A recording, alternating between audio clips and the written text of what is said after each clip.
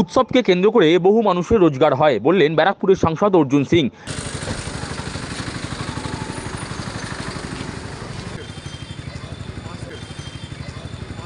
মেলা উৎসবকে কেন্দ্র করে বহু মানুষের রোজগার হয়। রবিবার নৈহাটির গরুর ফাঁড়ির মোড় সংলগ্ন ঘোষপাড়া রোডের ধারে দলের পুরনো কর্মীদের ডাকে আয়োজিত মিলন উৎসবে হাজির হয়ে এমনটাই বললেন ব্যারাকপুর কেন্দ্রের সাংসদ অর্জুন সিং।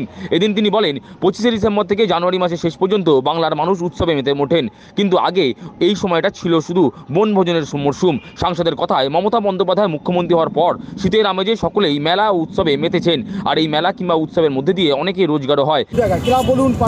না, সেটা তো একটা 25শে ডিসেম্বর থেকে জানুয়ারি পুরো মাস দেখছেন সব জায়গা মেলা উৎসব পিকনিকের টাইমই আছে। কিন্তু যখন থেকে আমাদের মাননীয় মুখ্যমন্ত্রী হয়েছেন, এখন কিন্তু প্রত্যেক জায়গা উৎসব হয়ে আমাদের নেত্রী সবসময় একটা কথা বলেন, ধর্ম যার যার উৎসব সবার। এই উৎসব আমেজে সবাই আছে, সবাই আনন্দ করছে, মানুষের সঙ্গে নিয়ে বহু মানুষের রুজি রোজগার হয় এই উৎসবকে কেন্দ্র করে।